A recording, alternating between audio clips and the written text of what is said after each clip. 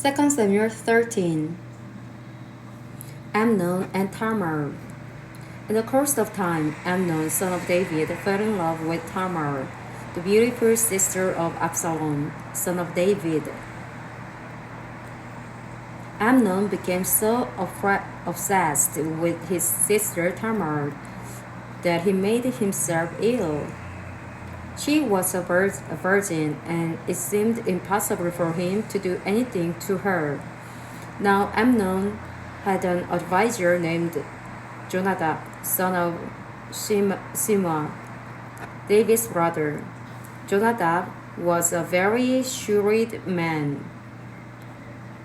He asked Amnon, "Why do you, the king's son, look so haggard morning after morning? Won't you tell me?" Amnon said to him, "I'm in love with Tamar, my brother Absalom's sister." "Go to bed and pretend to be ill," Jonadab said. "When your father comes to see you, say to him, 'I would like my sister Tamar to come and give me something to eat. Let her prepare the food in my sight, so I may watch her and then eat it from her hand.'" So Amnon lay down and pretended to be ill. When the king came to see him, Amnon said to him, "I would like my sister Tamar to come and make some special bread in my sight, so I may eat from her hand." David sent word to Tamar at the palace, "Go to the house of your brother Amnon and prepare some food for him." So Tamar went to the house of her brother Amnon, who was lying down. She took some dough, kneaded it, and made the bread in his sight and baked it. Then she took the pan and served him the bread, but he refused to eat. "Send everyone out of here," Amnon said. So everyone left him. Then Amnon said to Tamar, "Bring the food here into my bedroom, so I may eat from your hand." And Tamar took the bread she had prepared and brought it to her brother Amnon in his bedroom. But when she took it to him to eat, he grabbed her and said, "Come to the bed with me, my sister." "No, my brother," she said to him. "Don't force me. Such a thing should not be done in Israel. Don't do this wicked thing. What about me? Where could I get rid of my disgrace? And what about you? You would be like one of the wicked fools in Israel. Please speak to the king. He will not keep me from being married to you." But he refused to listen to her, and since he was stronger than she, he raped her. Then Amnon hated her with intense hatred. In fact, he hated her more than he had loved her. Amnon said to her, "Get up and get out." "No," she said to him, "sending me away would be a greater wrong than what you have already done to me." But he refused to listen to her. He called his personal servant and said, "Get this woman out of my sight," and barred the door after her. So his servant put her out and bolted the door after her. She was wearing an ornate robe, for this was the kind of garment the virgin daughters of the king wore. Tamar put ashes on her head and tore the ornate robe she was wearing. She put her hand on her head and went away, weeping aloud as she went. Her brother Absalom said to her, "Has that Amnon, your brother, been with you?" "Be quiet for now, my sister. He is your brother. Don't take this thing to heart. And Tamar lived in her brother Absalom's house, a desolate woman. When King David heard about when King David heard all this, he was furious, and Absalom never said a word to Amnon, either good or bad. He hated Amnon because he had disgraced her sister Tamar.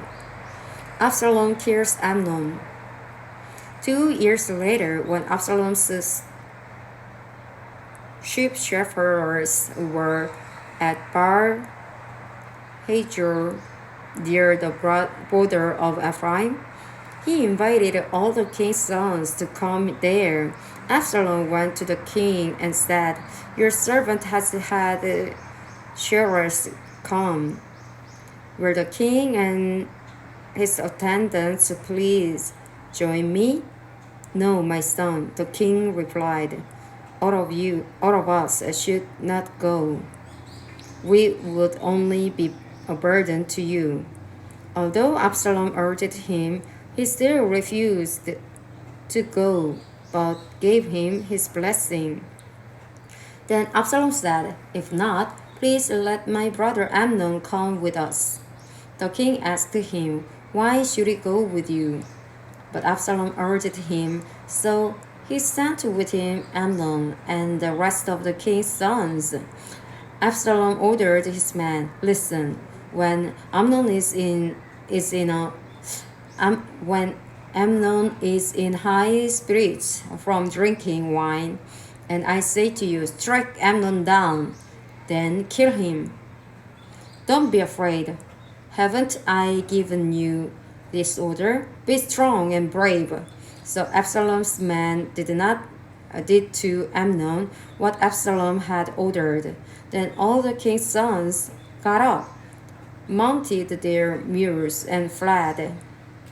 While they were on their way, the report came to David, "Absalom has struck down all the king's sons. Not one of them is left." The king stood up, tore his clothes, and lay down on the ground, and all his attendants stood by with their clothes torn.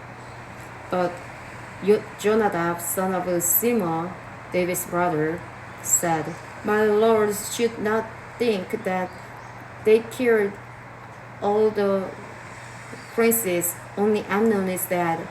This has been Absalom's express intention ever since the day Amnon raped his sister Tamar. My lord the king should not be concerned about the report that all the king's sons are dead, only Amnon is dead."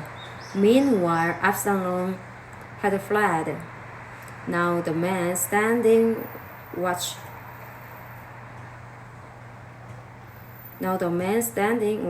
looked up and saw many people on the road west of him, coming down the side of the hill. The watchman went and told the king, "I see men in the direction of Horonaim, on the side of the hill." Jonadab said to the king, "See, the king's sons have come. It has happened just as your servant said." As he finished speaking, the king's sons came in, wailing loudly. The king, too, and all his attendants wept very bitterly. Absalom fled and went to Talmai, son of Ammihud, the king of Geshur. But King David mourned many days for his son. After Absalom fled and went to Geshur, he stayed there 3 years. And King David longed to go to Absalom, for he was concerned concerning Amnon's death.